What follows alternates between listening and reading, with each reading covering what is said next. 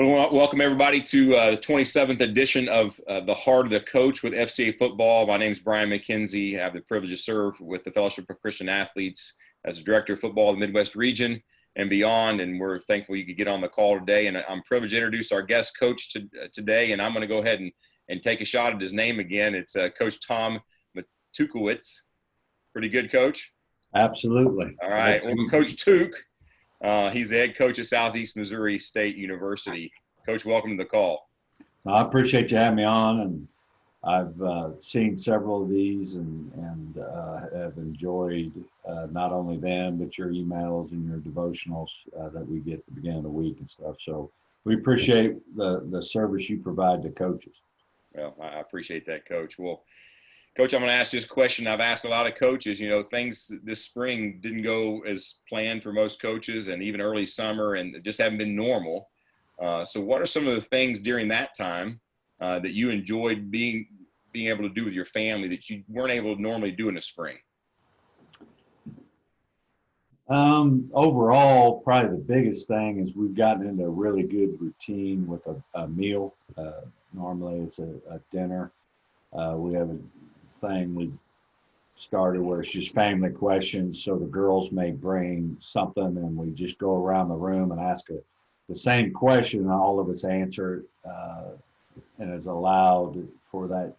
I believe it's just like a player that you need to connect with your family, try to connect in a deeper way, at least once a day, and dinner is just a natural time to do that. And my wife's a great cook and I'm a great eater, so it's a natural thing, but you get an opportunity to learn about your children and what's their favorite color to who right now is your role model. It just gives us an opportunity to be together and when you have all these other things going, it's pretty, even if you have a meal, you get distracted, and I need to make those recruiting calls, or you're not just sitting there thinking about how I can connect with my children right here. Yeah, great. Well, what's one of the greatest football games you've been part of, and why was it so great? It's hard. I'll just, I've been a part of winning my whole life, 2 state championships as a player in high school, all the way up to 12 years of either a bowl game or postseason play. So there's just been amazing runs, but I wanted to be a head coach my whole life, and I got a unique opportunity to be an interim head coach for a bowl game. So I was at Northern Illinois, and we had just lost the MAC championship game on Friday night. We had a 21-point lead in the fourth quarter, ended up losing. That Saturday, Jerry Kill was named the head coach at Minnesota. That Sunday, the university accepted a bid to play a football game in 13 days. On Monday, I was named the interim head coach of that bowl game. On Tuesday, both coordinators left to Minnesota. And by the way, we were playing Fresno, who were nationally ranked. And so it was just crazy. And our kids were really hurting. And our kids were hurting because we lost the championship, obviously, but also their heart was hurting because they lost their coach. And we ended up winning the game, but that game was and it wasn't about the game necessarily. It's about the process and how a group of people can turn adversity into good things. And that was probably my most memorable game, because it was something I've always wanted to do, but it wasn't planned. It wasn't like get my first team meeting, you can't call a timeout and go, hey guys, I'm going to go read this leadership book. I'll be right back to you. It's like, here, they need to hear from you. You need to be able to lead them and get going. And, so that'd be mine. The Humanitarian Bowl in Boise, Idaho, on the blue turf, played Fresno and we ended up winning the game. That's 2010, wasn't it? Something like that. Yeah. I remember that happened. That's great. Well, Coach, what's your purpose in coaching? You've been coaching for a while, so what's your purpose? Well, I think that's a great question. I think as coaches, that's that's something we should always be asking ourselves and re-ask it every single year to make sure that we're on point. And I do this as a head coach or as a program. That's what I get to decide. What is the purpose of SEMO football? What is the purpose of Coach Duke? And it goes to my story, but I'm a simple guy. So our purpose is to use the sport to make better men. I mean, it's just, period. That's the purpose. And I'm a first generation college graduate. I actually lived with my high school coach. If it wasn't for the game of football and it wasn't for the men that coached the game of football, I'm not sure what my life would even look like, let alone my marriage or as a father, as a coach. And so winning's important, and they're not, to be able to change men, you need credibility. So winning helps build that credibility because you can tell them they need to do X, Y, Z, but if you're a losing coach, it doesn't come across as a winning coach, right? So winning's obviously in there, but it's not driving the bus. Making better men's driving the bus. Yeah, great. Well, as a follower of Christ, how do you want your relationship with Jesus to practically impact your players there at SEMO? Well, I think the biggest thing is if they know me and see me and watch me, they know that I do have a relationship with Christ, right? Like that's the most important thing is that there's fruit there. They can see that through this corona and through all these things that I have peace and, I don't have to have the answers, but I know who has the answers, and he's promised us it's for our good, not our destruction, and we need to be okay with whatever's going on. But you can't really say you're a Christian and you believe in that and then be just all over the place emotionally, because that's not fruit of the Spirit, right? And so I think that's what I want them to see is why is he calm and why is he feel like we're going to be okay? And it's ultimately I'm not, but it's through him that I might be okay. I'll put it to you that way. Yeah. And great, just a consistent life. You're not kidding, and that's what our kids all over the country need to see right now, right. In their coaches. Well, name two of the most influential coaches you've worked with, and tell us why they were so influential in your life. Well, I got to talk about my high school coaches, a guy named Tom Michael, who was back in Kansas. And my junior year, I was headed nowhere fast and just was on a wrong path. And he showed up at the house and told me to pack a bag that I was moving in with him. He wasn't even the head coach. He was a D coordinator at the time. He was working a night job at Hallmark Cards, but he loved the Lord. And when that was, you obviously don't feel like you're the person you are today or have the things you have today if it wasn't for that. Because and it wasn't like he came and he told me about this and that. I just witnessed it. It was the first time I saw how a man treated a woman and how a father's love to his son. He told me about the love of Jesus Christ. All those things were done in that house at a time where, I could have gone either way. I was a terrible student. I had an IEP. I think I got a 12 on ACT. I think they gave me a high school diploma because they didn't want me to come back. But now I got a master's degree. And so the impact that coach had in my life and lots of coaches was by far, the biggest impact that any man or anybody on this planet's given me. Wow.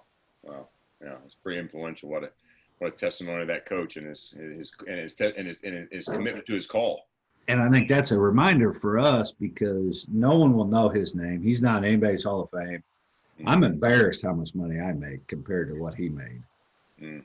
But impact, like put a number or put a, like try to describe the impact that family, that man had in my life, right? And it's because young people need coaches, man. We need to be able to make sense of social injustice. We need to be able to guide, who are they listening to?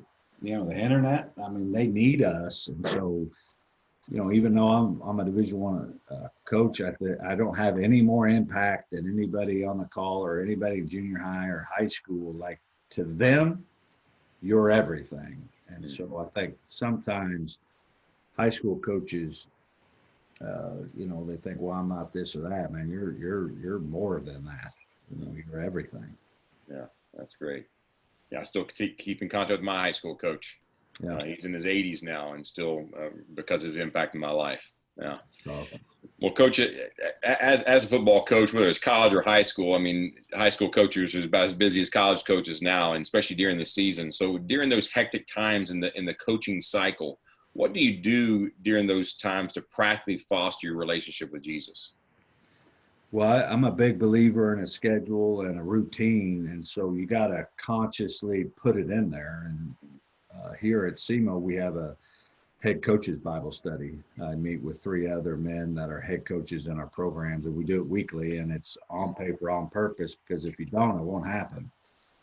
Because, there's always more film or always another recruit or whatever. And so if you don't set it up to where you're doing something weekly, not just, and this is for me, speaking for me, I can't just go to church on Sundays. Like, I need to be in the Word and study it, but also help decipher the Word with others in that. So to me, the Bible study has been everything for me. And Mike Litz, I don't know if you know Mike, but when we first got here, we didn't have FCA here.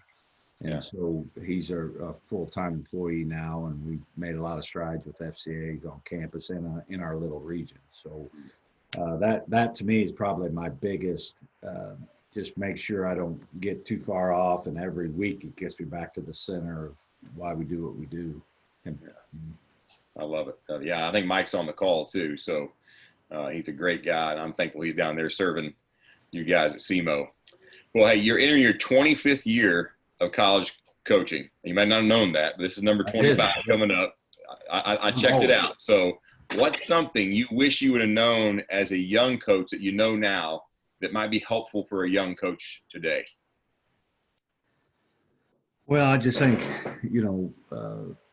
the biggest thing that the Lord is trying to teach me is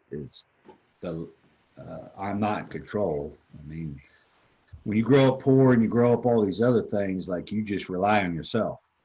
And so I just have this big reliance on myself, and the lie that control has. As coaches, we try to control our players and our game plans and all these things, and it just I'm not saying we have influence, like we do, and we need to work on those type of things, but just being okay with things and how they are, instead of trying to control everything, because it just steals the joy out of what we're doing.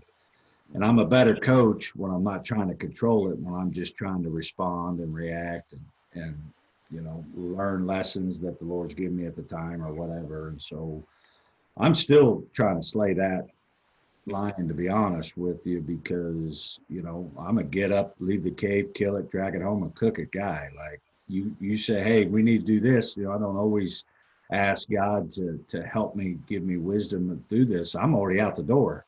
And so I have to check myself to just make sure that I bring things to the Lord first, and try to hear His voice in all of it. Yeah. Was there a time in your career that you became cognizant of that all of a sudden, oh my goodness, I'm not in control? Was there a period in your career that came to light? Yeah, well, it's called losing. I've won my whole life. Yeah. And so I thought we'd win here in 3 years. Oh, we're going to do this, we're going to do that, and hey, 3 years we're going to do it. So we were terrible my 3rd year, and I thought, okay, well, we'll at least do it in our 4th year. Guess what? We were worse. And I think God used that to just teach me a lesson that I'm not, and you can't. Yeah. And so I gave up winning, as the goal. And of course, I'm trying to win, but that's not driving the bus, and just being okay with whatever happens. And I just think that the Lord used that to teach me a really good lesson. So it was after my 4th season that all happened. Yeah, great. Well, you mentioned that during the past 2 seasons, though, you've had back-to-back 9-win seasons. You qualified for the FCS playoff 2 years in a row after having your first 4 years of losing seasons. So what are the things that maybe some of the things you're doing off the field that begin to contribute to success on the field? Well, it started with not blaming, because there are problems within the job and all these things. And as coaches, we get into making excuses and things like that. I called Mike Litz and I said, hey, I need to get away for like 48 hours. So he had set up a deal while I was going to this cabin. I took all the video and the computers, and I'm going to watch all this video, and I'm going to find out what the hell our problem is. Why aren't we winning? And I get up there and I set everything up, and it doesn't work. Video wouldn't play. And I'm sitting, oh my gosh. And so I kind of sat there with my thoughts, and the question is, what's wrong? I feel like we had better players and better coaches than our record. Like I just couldn't get over that. And finally, I just felt that I heard from the Lord that he was pointing to the culture that we were lacking. And, I've been successful. So every head coach that I had worked for had been successful. So you do what you've grown up doing, and none of those coaches really did it, but they don't have the kind of job I have. What's our edge? What's SEMO's edge? We're not going to out-recruit people. We're not going to out-coach people. So I feel like culture nowadays is an edge. It's like the weight room used to be 15 years ago. Not everybody does a good job in the weight room, but if you could build something where you have great alignment, it's really powerful. Meaning everybody's pulling on the same side of the rope is an edge. And so went in and really, I feel like got a doctorate degree on how to build a culture. And the bottom line is you got to build something people want to be a part of.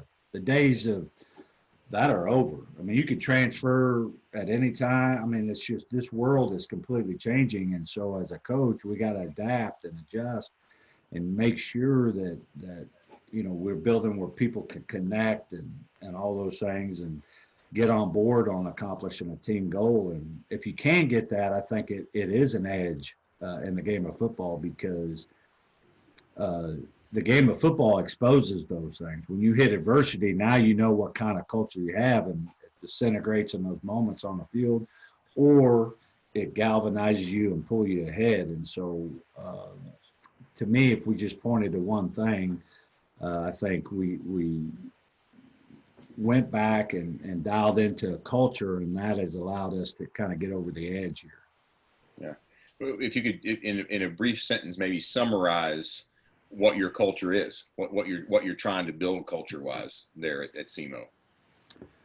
Well, I mean, we have our brick by brick, which is behind me, but ultimately is we're building on core principles about how to live life, and it's lead, love, effort, attitude, and self-discipline is our culture. And love, when I first got here, love wasn't even a part of what I used to teach. Now it leads things. And, obviously that's pretty biblical sound, right? I'm pretty sure that's in there like 500 billion times. Yeah. And you know what? That's a team building skill. That's a differentiator. I mean, it separates you. And so that's what I do. I teach on that all the time, and I get better at it each year. And hopefully that's the other thing about, we got to understand as coaches, we come back each year, but our team leaves each year. And you got to start over every year. You got to act like they've never heard this thing before ever, because there could be 20 newcomers or 20 freshmen in your program, or new coaches. And so I have onboarding and just things that you would think I'd never done when I first got here, but I do. Like it's an important part of what we do. Yeah, that's great. That's great. But lead, love, effort, attitude, and discipline. Yeah, love it. Love it. Yeah. Well, what's one of the biggest challenges you faced in your coaching career, and how did your relationship with Christ help you work through that? There's a lot. If we're just talking about coaching, I'll tell you a story of, we talked about the Humanitarian Bowl. It was a big deal. This is something I wanted to do my whole life. When I was in 8th grade, I wanted to be a head football coach. I mean, he put that kind of passion in me, I knew what I wanted to do my whole life. Well, so my first head coaching job was what I just told you. There was craziness on national television and all this stuff. And what was happening was it started to shift. It was all about me. Well, what if we get blown out? And hey, I don't have any coordinators and all. And I got my focus not on the players where it should have been. It was on me and all these things. And I'm in Chris Peterson's locker room. I'm in his head coach's meeting, and I'm hyperventilating. I think I'm going to have to go to the hospital. I've never experienced what I was experiencing. I can't even breathe. And I fell to my knees and just prayed. And I mean, I'm talking in 30 seconds, I had a calm and a peace that, 30 seconds ago, I thought I was going to have to call the trainer, go to the hospital, to a point where he helped me understand that you're good. You get beat by 60, you're good. You win by 60, you're good. You're good because I love you. And it just went away. And obviously you wish you weren't into that. You wish you didn't even have those type of thoughts, but we're human and all these things. But that's a real practical story where that all that stress we cause ourselves, because we're off. We don't have our priorities straight. Well, I love what you just said, Coach. You said, I'm good, but you felt the Lord, sensing the Lord saying to you, you're good because I love you. What a great statement. And it doesn't matter if you get drummed all day long. I'm still going to love you. And so that's good to hear. Yeah, you bet. It's our identity is not in what we do. Our identity is in whose we are. And we know we're loved by the creator of the universe that puts everything in perspective. What a great quote. Well, Coach, on January 9th, got another football question. On January 9th, 2021, when you're playing for the FCS National Championship against North Dakota State, and you're down by 5 with 3 seconds left, you got the ball on their 15-yard line. What are you going to do to get the ball into the end zone and have SEMO win its first ever national championship? We're going to go deep and throw it long and hard. Yeah. Well, you're on the 15-yard line. You have to go too deep. You're saying on their 15. Yeah, right. Yeah, their 15-yard line. I think we have a receiver that I think is an NFL pick that is great reception point. And obviously, if you throw a fade and you get a PI, you get 2 plays. And so that's probably what we would do.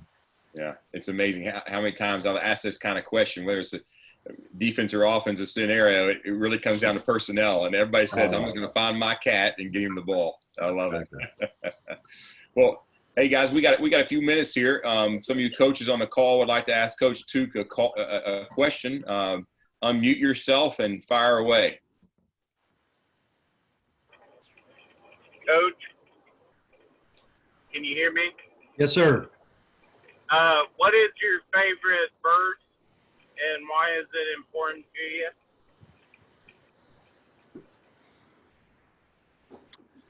Well, that's a great question. I would say my first initial verse that got me into reading, I didn't grow up a Christian. My dad's still not a Christian. My family's not, but Matthew 7:7 really is what kept me coming back, because a lot of the things that I was reading and hearing is confusing to me, and those verses speak to the fact that that's okay. Like it says in there, ask and you shall receive. But what I liked about it is it doesn't act like you should know. It acts like you should try to find out and knock on the door and all those things. And so that was my verse that overcome any kind of things that I found in the Bible, like really Jonah was swallowed by a whale.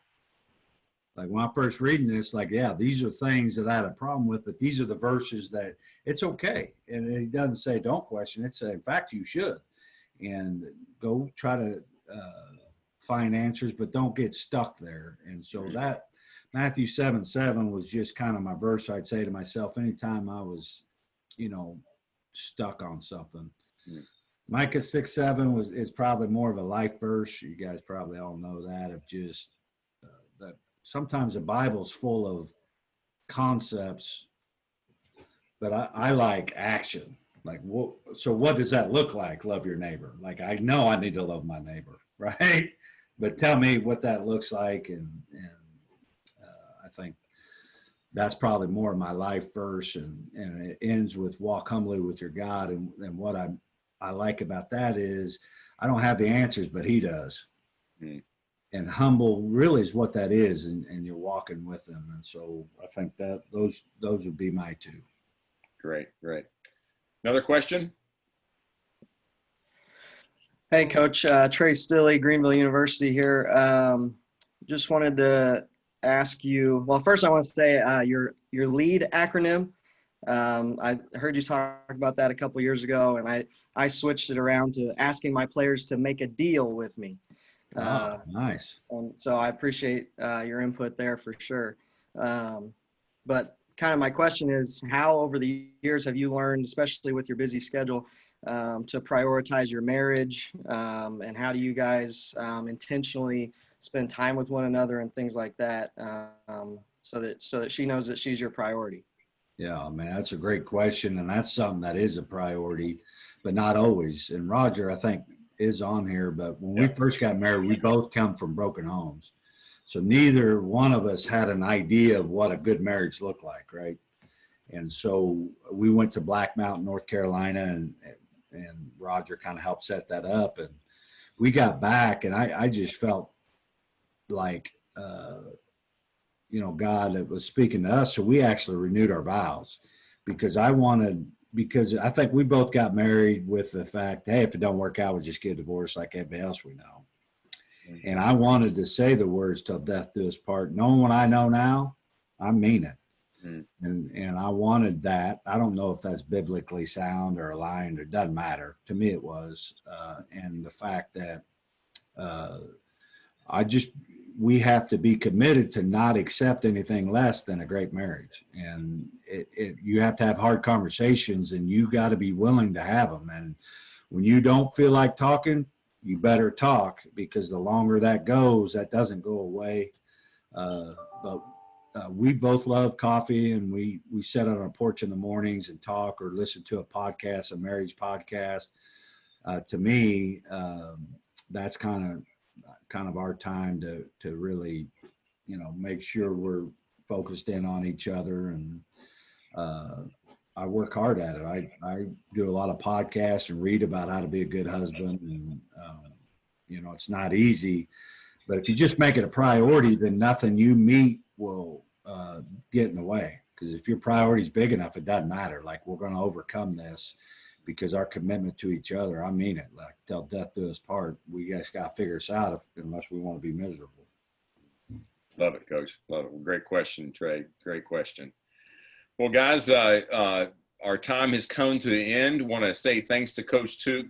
Coach, thanks so much for just your authenticity, your passion. Thanks for being on our call today. Yeah. You guys have a great weekend. Appreciate that. And you guys keep after it. God bless all of you in fulfilling your calls, coaches.